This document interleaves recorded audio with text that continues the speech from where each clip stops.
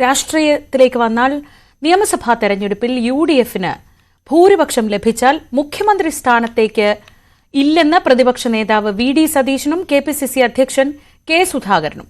Party അധികാരത്തിൽ തിരികെ എത്തിക്കുക എന്നതാണ് പ്രധാന ദൌത്യമെന്നും ഇരു നേതാക്കളും ഹൈക്കമാൻഡുമായി നടത്തിയ കൂടിക്കാഴ്ചയിൽ വ്യക്തമാക്കി. അതേസമയം തരൂർ വിവാദം മാധ്യമ സൃഷ്ടിയാണെന്ന് കൂടിക്കാഴ്ചയിൽ അഭിപ്രായമുയർന്നു.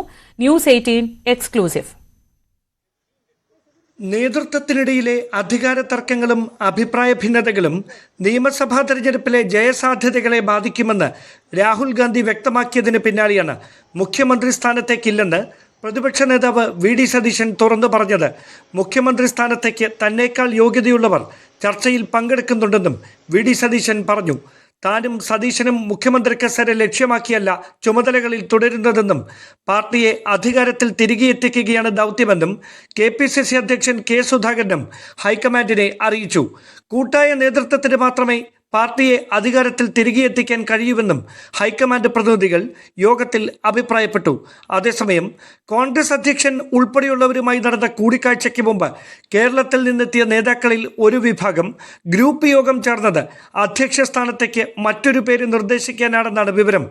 അതേസമയം ദേശീയ നേതൃത്വം ഈ തീരുമാനത്തോട് വിയോജിച്ചത് അധ്യക്ഷ സ്ഥാനം ലക്ഷ്യമാക്കി കരുനീക്കം നടത്തിയ നേതാക്കൾക്ക് അപ്രതീക്ഷിത തിരിച്ചടിയായി.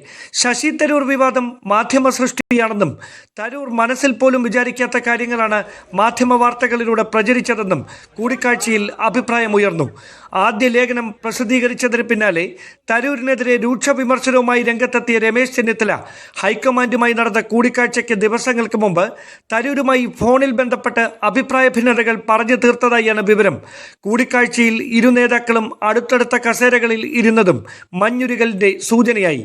ശശി തരൂരിന്റെ പേരിൽ നടക്കുന്ന വിവാദങ്ങളിൽ പരസ്യ പ്രതികരണങ്ങൾ നടത്തി ഇടതുപക്ഷത്തിന്റെ വലയിൽ വീഴരുതെന്നും നേതാക്കൾക്ക് ഹൈക്കമാൻഡ് മുന്നറിയിപ്പ് നൽകി.